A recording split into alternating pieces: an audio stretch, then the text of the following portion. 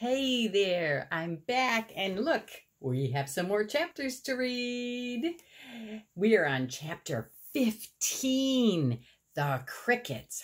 Wonder what that's going to be about. Let's find out. Okay, the crickets sang in the grasses. They sang the song of summer's ending, a sad, monotonous song. Summer is over and gone, they sang. Over and gone, summer is dying, dying. The crickets felt it was their duty to warn everybody that summertime cannot last forever. Even on the most beautiful days in the whole year, the days when summer is changing into fall, the crickets spread the rumor of sadness and change. Everybody heard the song of the crickets. Avery and Fern Arable heard it as they walked the dusty road. They knew that school would soon begin again.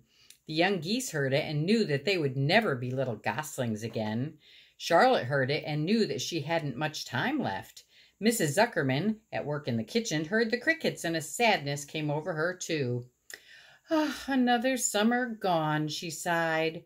Lurvy, at work building a crate for Wilbur, heard the song and knew it was time to dig potatoes. Summer is over and gone, repeated the crickets. How many nights till frost, sang the crickets. Goodbye, summer, goodbye, goodbye. The sheep heard the crickets, and they felt so uneasy they broke a hole in the pasture fence and wandered up into the field across the road. The gander discovered the hole and led his family through, and they walked to the orchard and ate the apples that were lying on the ground.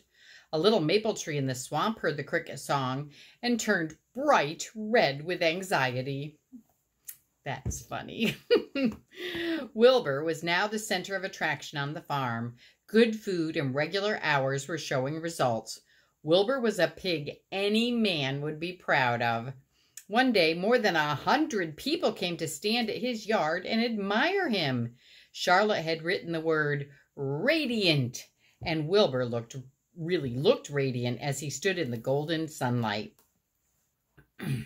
Ever since the spider had befriended him, he had done his best to live up to his reputation. When Charlotte's Web said, "Some pig," Wilbur had tried hard to look like some pig. When Charlotte's Web said, "Terrific," Wilbur had tried hard to look terrific.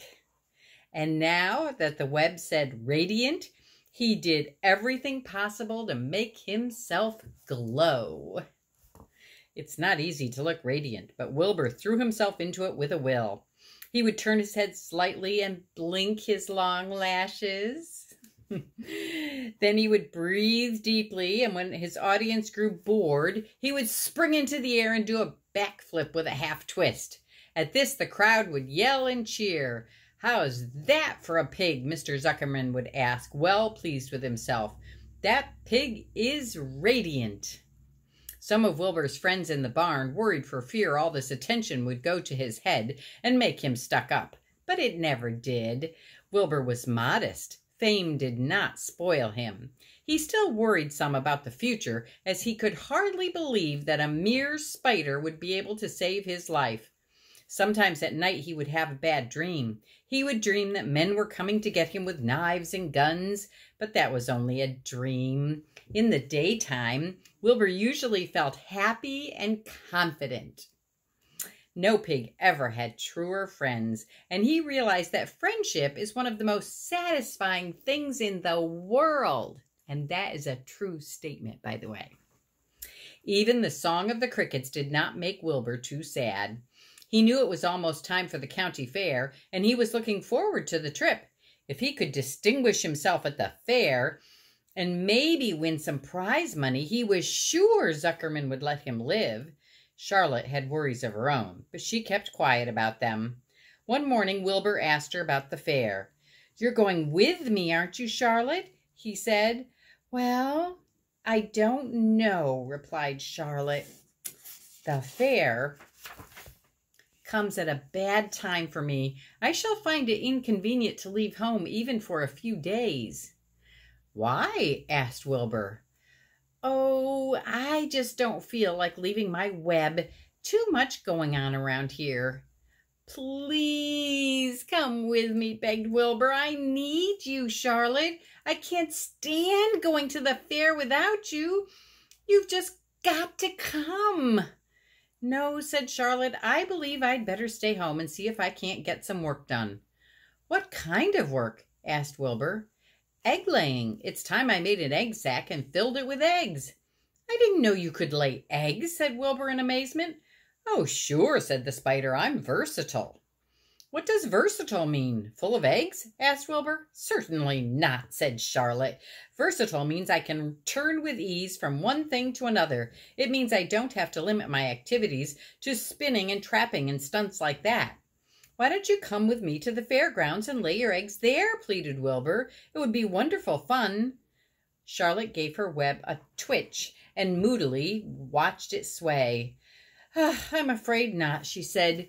You don't know the first thing about egg laying, Wilbur. I can't arrange my family duties to suit the management of the county fair. When I get ready to lay eggs, I have to lay eggs fair or no fair. However, I don't want you to worry about it. You might lose weight. We'll leave it this way. I'll come to the fair if I possibly can. Oh, good, said Wilbur. I knew you wouldn't forsake me just when I needed you most. All that day, Wilbur stayed inside, taking life easy in the straw. Charlotte rested and ate a grasshopper. She knew that she couldn't help Wilbur much longer. In a few days, she would have to drop everything and build the beautiful little sack that would hold her eggs. Sorry. I was looking ahead. So that's the end of chapter 15. And in a few minutes, I'm going to read chapter 16 just to stay ahead of you. I love you so much. And I will talk to you soon. My heart to your heart, baby.